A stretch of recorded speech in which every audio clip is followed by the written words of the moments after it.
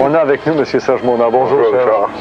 Bon, moi, en fin de compte, pour bien situer ceux qui nous regardent dans le contexte de ce rapport-là, des journalistes américains m'avaient envoyé un dossier.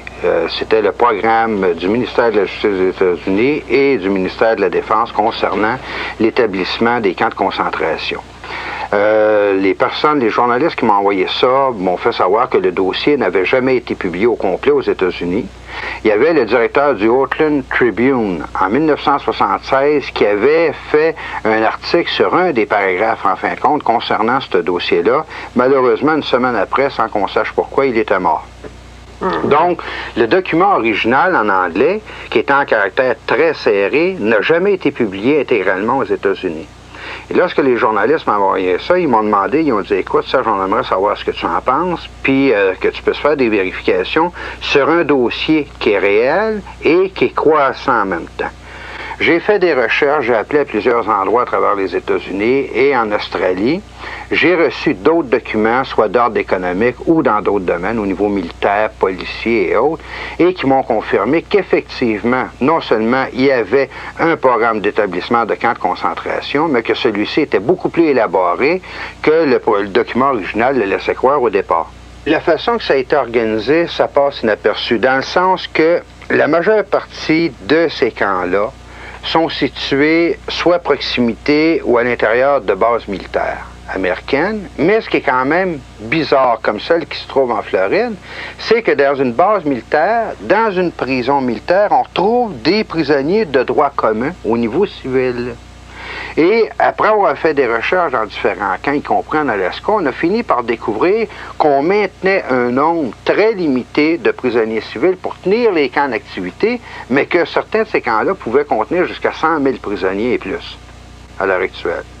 On a des rapports que sur l'entraînement, ce qui va sûrement surprendre des gens, l'entraînement de troupes militaires soviétiques, coréennes, de Mongolie, d'anciennes régions du bloc de l'Est sur la frontière du Mexique, sous le couvercle des Nations Unies, et ces troupes traversent la frontière mexicaine, américaine et canadienne sans jamais être badrées par les gardes frontières. On a juste à poser, bon écoutez, sécurité ou secret d'État, et à ce moment-là, plus personne n'ose parler de quoi que ce soit. D'accord? Le fameux complexe militaro-industriel et américain, qui a continué de grandir et qui s'est drôlement accru en importance, surtout pendant la guerre du Vietnam, est un gouvernement à l'intérieur du gouvernement américain, mais un gouvernement aussi indépendant avec toutes ses structures, excessivement puissant. Il est à remarquer qu'on est en train, en même temps à l'heure actuelle aux États-Unis, de mettre sur pied ce qu'on appelle une force de police nationale tout à fait spéciale, dont, d'après les sources d'information que j'ai, les uniformes sont noirs, les chars d'assaut sont noirs, les hélicoptères sont noirs, tout l'équipement est noir d'un bout à l'autre avec des sigles rouges dont j'attends des copies. C'est un triangle rouge, effectivement, avec supposément 3 sets renversés qui correspondaient à des 6, tout différents, tout dépendant de l'angle sous lequel on le regarde. L'ex-agent de la CIA a confirmé qu'effectivement, toutes les sources d'information dans la revue étaient réelles. Et il a aussi manifesté son énorme surprise à savoir comment ça se faisait qu'un journaliste canadien puisse posséder autant d'informations que ça, surtout sur des sujets qui n'ont jamais été publiés nulle part, qui ne sont pas connus des populations. La façon que les plans sont mis sur pied aux États-Unis, de sources sûres, avec preuve à l'appui, on sait que par le biais des Nations Unies, on veut instaurer un nouvel ordre mondial pour l'an 2000. Milieu 1999 en 2000. Ça explique beaucoup, en fin de compte, les voyages de la navette spatiale et tout ce qu'ils sont en train de faire dans l'espace. Mais pour revenir aux camps de concentration, les camps de concentration sont organisés de manière à servir à la première étape de camps de rééducation pour tous ceux qui ne seront pas d'accord avec l'établissement d'un nouvel ordre mondial. Et il faut dire que toutes les techniques utilisées ou expérimentées entre la CIA et la médecine militaire aux États-Unis vont faire l'objet d'un prochain dossier que je vais publier là, après celui-là dans le courant de septembre. et qui va démontrer en profondeur toutes les manières dont ils vont s'y prendre pour faire des lavages de cerveau, briser la personnalité, rééduquer les gens en fonction qu'ils soient capables d'accepter un nouvel ordre mondial, même s'ils ne veulent pas l'accepter. Ils sont rendus très loin au niveau de la recherche technologique dans ce domaine-là. Oui, mais il y a un seul problème, c'est que le gouvernement mondial qui va s'instaurer s'instaure dans une orientation précise qui n'est pas à la faveur des populations, qui est ni plus ni moins qu'un régime communiste, mais à l'échelle mondiale.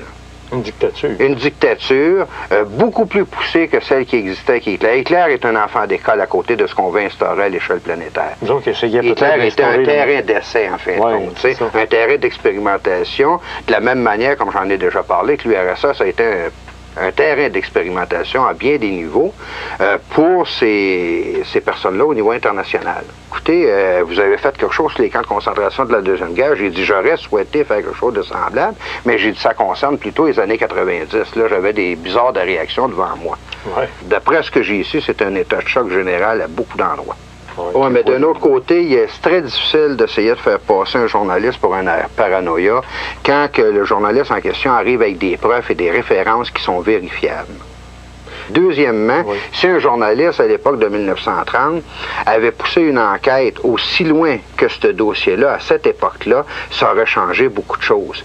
On a vu des fous qui ont tiré sur des filles à Polytechnique. À partir de là, on a fait des pétitions. Il faut désarmer les gens, il faut désarmer. Alors, si on s'apercevait que c'est vrai tout ça, comment on pourrait empêcher ça? La chose de première importance est la diffusion de l'information à la base. Deux, par la conscientisation, par la diffusion de l'information, ça ne pourra pas faire autrement que de créer un scandale et de faire des pressions sur les hommes politiques en place. À forcer, malgré eux autres, les hommes politiques à parler de ces questions-là, il est sûr que ça va retarder des procédés qui sont en cours à l'heure actuelle. À l'heure actuelle, ils ont la voie libre à tous les niveaux parce que, au départ, les gens ne sont pas conscients de ce qui se passe.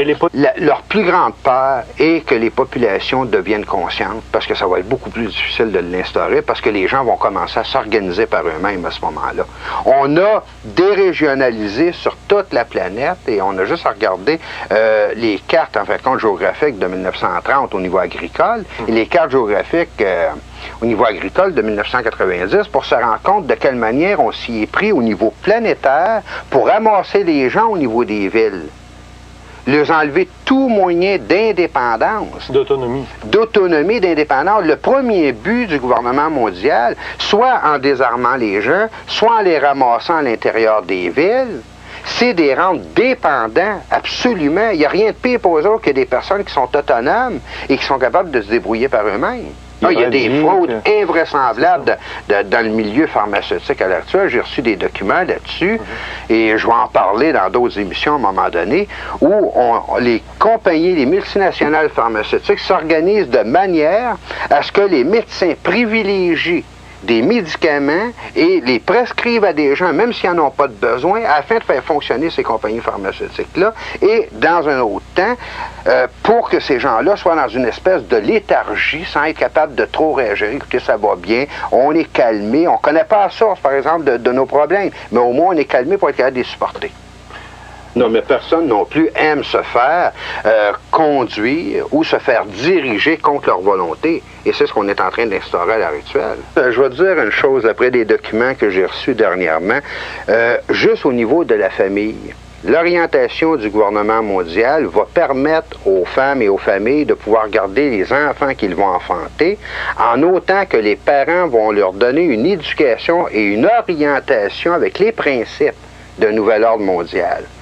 Toutes les familles ou les femmes qui ne seront pas d'accord de donner une éducation semblable selon les principes établis internationalement, à ce moment-là, les enfants vont être enlevés pour être éduqués dans des centres spéciaux. Et à l'intérieur duquel, on va voir exactement qu'est-ce que le nouvel ordre mondial privilégie, encourage comme orientation et de quelle façon qui s'est organisé par la manipulation psychologique des populations à leur faire croire que les valeurs qu'ils possédaient auparavant sont maintenant des valeurs dépassées. C'est pour ça qu'on appelle ça nouvel ordre mondial, nouvelle forme de pensée, nouvelle orientation, nouvelle technologie. Tout est nouveau, donc, par rapport à quelque chose qui est considéré comme ancien. Et c'est là que c'est dangereux, parce que si on regarde une des choses qui a été faite fait au niveau de l'instauration de ces camps de concentration-là, c'est qu'on a même commencé à changer le système judiciaire aux États-Unis, et semble-t-il au Canada aussi, de manière à ce que la personne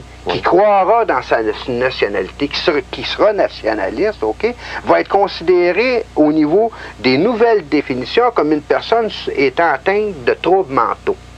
Et les lois sont organisées de telle manière que la personne qui aura soit des croyances religieuses, la personne qui croira dans sa nationalité ou dans ses traditions, on va la considérer comme une personne atteinte de troubles mentaux et potentiellement capable de violence à cause de ça, parce que venant, en fin de compte, d'une tradition passée par laquelle ces choses-là ont déclenché de la violence à travers l'histoire. Et à partir du moment que cette personne-là est considérée comme, juste considéré, il n'y a rien de prouvé, là, on lui enlève tous ses droits pendant une période de 90 jours. Elle n'a plus droit à avoir un avocat pour se défendre. Tous ses biens sont saisis, les comptes de banque sont gelés, tout, et à ce moment-là, on peut faire ce qu'on veut avec la personne. Elle n'a même pas la possibilité de se défendre. Et ces lois-là sont à l'heure actuelle en vigueur aux États-Unis. Et c'est ce qu'on est en train de faire. Tout est en place à tous les niveaux. On est en train de tout instaurer, de changer le système judiciaire, les lois, sans que les populations s'en rendent compte, parce que pendant ce temps-là, on leur donne du pain et des jeux. On leur donne des loteries, on leur donne n'importe quoi pour qu'ils ne prennent pas le temps de réfléchir, de voir qu'est-ce qui se passe. C'est ceux qui veulent instaurer le nouvel ordre mondial. Par exemple, au niveau des Nations Unies, ceux qui font partie de la commission trilatérale, si on veut mettre des noms comme Rockefeller, Rothschild, les Illuminati, la franc-maçonnerie internationale, ce sont eux qui sont en train d'installer ce nouvel ordre-là. Il y a quand même deux sortes de francs-maçons. Il y a quand même ceux qui font partie de ce qu'on appelle le Grand Orient de France, et qui sont ceux qui ont pensé la Révolution française, les Illuminati, qui l'ont mis sur pied, qui ont mis sur pied le système communiste, qui ont mis sur pied le nazisme en Allemagne, et ceux qui font partie d'un franc-maçonnerie comme étant un club tout simplement social comme il y en existe au Québec. Les gens se rendent compte, ils ont des pique-niques de fin de semaine, des choses, il n'y a rien de dangereux dans ces loges-là au Québec. On ne parle pas de la même chose, là, sur lequel je vais donner une conférence demain là, à Saint-Sauveur, et qui porte sur les nouvelles technologies développées entre la CIA et les forces militaires américaines pour le contrôle direct des individus, indépendamment de leur volonté.